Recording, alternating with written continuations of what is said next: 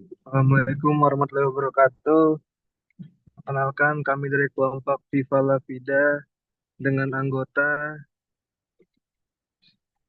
Sylvia Dwi Ramawati dengan NPM 23120111542. Kemudian Fitri Nur Sada dengan NPM 23120111552. Tiara Angelita 23120111575. Audina Gracia P 23120111398 dan saya Muhammad Zaki 23120112666. Pada kesempatan kali ini kami akan mempresentasikan terkait dengan asuransi kerugian dan asuransi jiwa.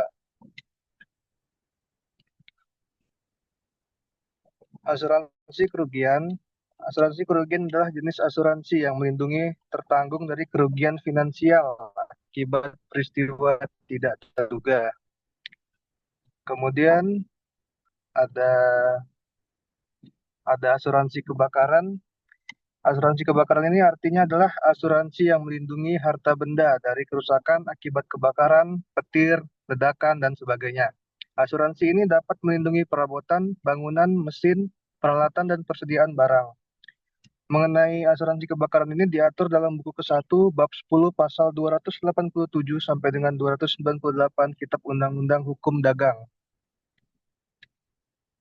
Yang kedua, benda bergerak, motor, dan kapal. Yang ketiga, benda bergerak yang terdapat di dalam atau sebagai bagian dari benda tetap yang bersangkutan. Gedung, perkantoran, dan benda bergerak perlengkapan kantor. Motor dan benda bergerak muatan kendaraan tersebut. Rumah dan benda bergerak isi rumah tersebut. Terjadinya evenement penyebab kebakaran yang menjadi tanggungan penanggung mengakibatkan timbul kerugian bagi tertanggung. Untuk memenuhi kewajibannya, penanggung perlu membuktikan apakah kebakaran yang terjadi itu adalah sebab dari kerugian yang menjadi tanggung jawabnya menurut ketentuan pasal 294 KUHD.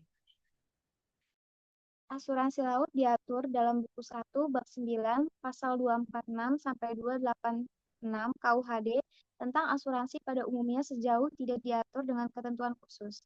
Bab 2 pasal 9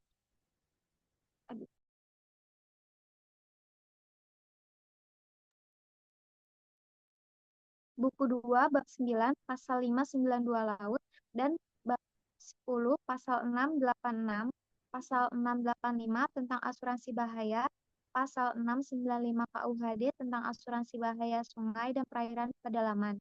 Buku 2 bab 11 pasal 709 sampai 721 KUHD tentang Avarai.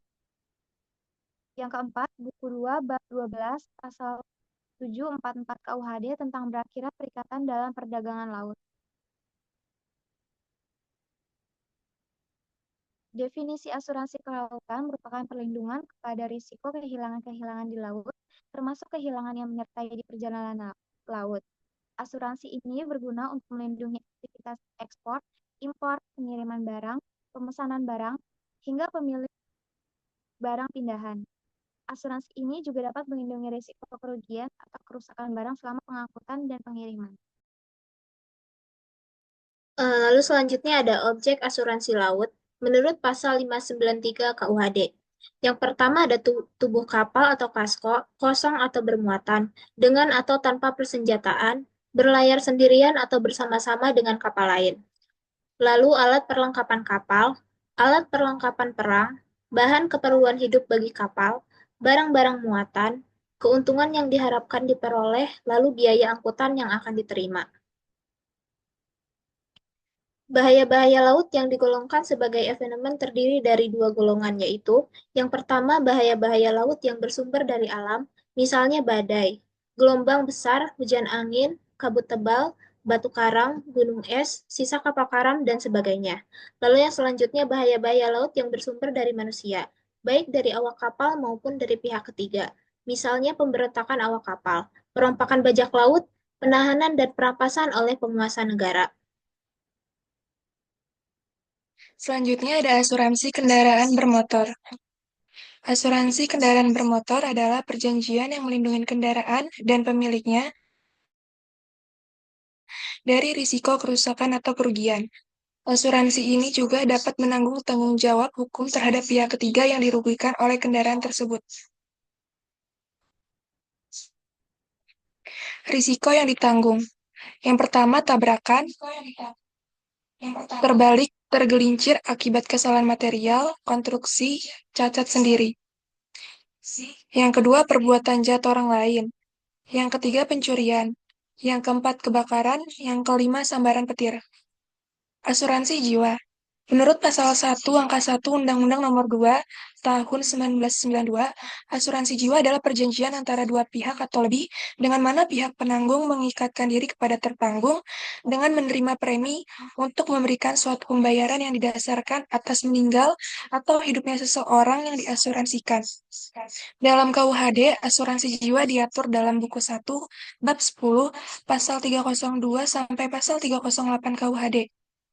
Sesuai dengan pasal 255 KUHD, asuransi jiwa harus diadakan secara tertulis dengan bentuk akta yang disebut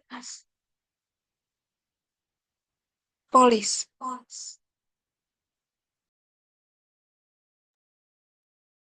Asuransi jiwa berakhir karena terjadinya evenement.